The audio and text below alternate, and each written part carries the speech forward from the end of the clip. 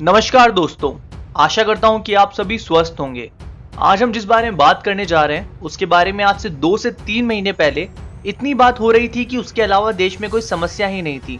घर में बर्तन गिर जाने से लेकर देश की जीडीपी गिर जाने तक का रीजन यही था।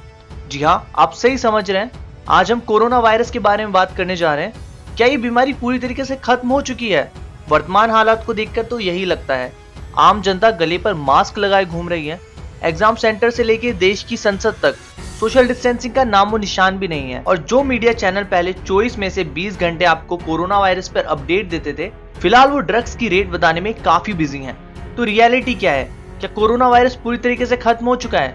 जी नहीं, ऐसा बिल्कुल भी नहीं है। अकेले देश की राजधानी में ही 2.6 लाख केसेस आ चुके हैं।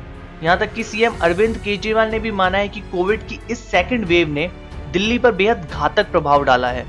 एशिया में हमारे देश के हालात किसी भी अन्य देश के मुकाबले सबसे ज्यादा खराब हैं। मुंबई, जो हमारे देश की फाइनेंशियल कैपिटल भी कही जाती है, उसकी भी करंट सिचुएशन काफी खराब है।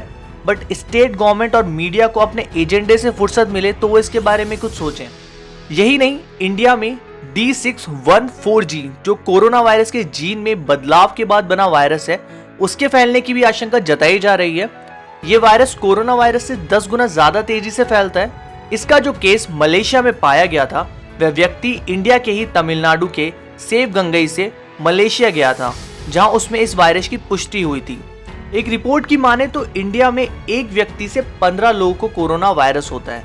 धीरे धीरे इंडिया में डेथ रेशियो भी काफी इंक्रीज होता जा रहा है। जो एक पॉजिटिव चीज इसमें है वो ये है कि इंडिया की रिकवरी रेट दूसरे देशों के मुकाबले काफी बेहतर है।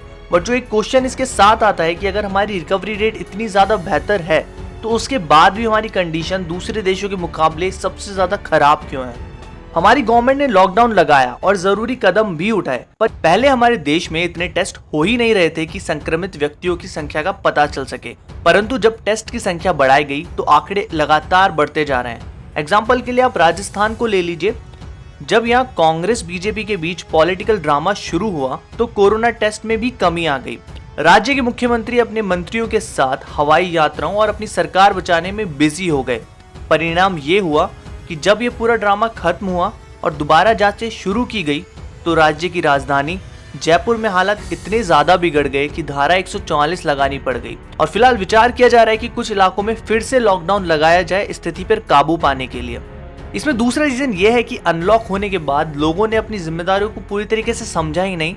सोशल डिस्टेंसिंग व मास्क लगाने जैसी मूलभूत चीजों का भी पालन नहीं किया गया। जब अनलॉक हुआ तो हमें सिर्फ जरूरी काम के लिए बाहर निकलें, ये रिक्वेस्ट हमारी गवर्नमेंट ने हमसे की थी। बट जो लोग लॉकडाउन में भी नहीं रुके, वो अनलॉक में रुकना कहाँ पॉसिबल थे?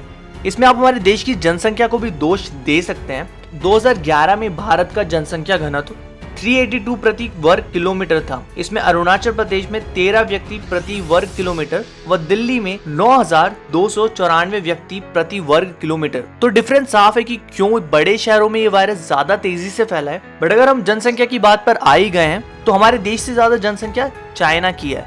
बट उन लोगों ने इस सिचुएशन पर कंट्रोल पा लिया क्योंकि वहाँ के लोगों ने गवर्नमेंट के द्वारा जारी किए गए आदेशों को पूरी तरीके से फॉलो किया। साथ ही जब वहाँ पे लॉकडाउन लगाया गया तो उस लॉकडाउन को उस पूरी सख्ती के साथ लगाया गया कि लोग उसे फॉलो करें। बट इंडिया में ये स्टेप्स फॉलो नहीं किए गए। बात करें इसकी वैक्सीन की तो फिलहाल इंडिया में यह अपने तीसरे चरण में है।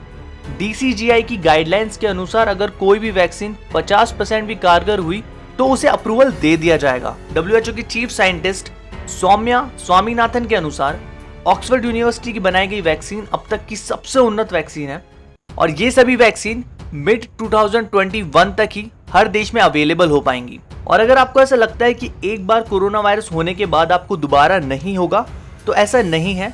60 डेज के बाद आपको ये वायरस फिर से हो सकता है। इससे बचाव के लिए सोशल डिस्टेंसिंग, मास्क और सैनिटाइजर के साथ आपको अपनी बॉडी की इम्यूनिटी को भी स्ट्रांग बनाने पर ध्यान देना चाहिए। इसके लिए आप नेचुरल, आयुर्वेदिक और आसानी से अवेलेबल होने वाली चीजों का यूज कर सकते हैं। कोशिश करें कि पूरे दिन में ज्यादा से ज्यादा आप गर्म पानी पिएं, हर्बल टी पिएं, मिल्क में टर्मरिक ऐड करें, साथ ही पानी में गिलोय मिलाकर पिएं। ये सभी आसानी से पाए जाने वाली चीजें हैं जो कि प्रमाणित भी हैं। यह बीमारी ऐसी भी नहीं है जिसको हराया ना जा सके, बस जरूरत है आपकी सतर्कता की। धन्यवाद। अगर आपको ये वीडियो पसंद आया हो तो ज्यादा से ज्यादा लोगों के साथ शेयर करें वीडियो को लाइक करें और चैनल को सब्सक्राइब करना ना भूलें। धन्यवाद।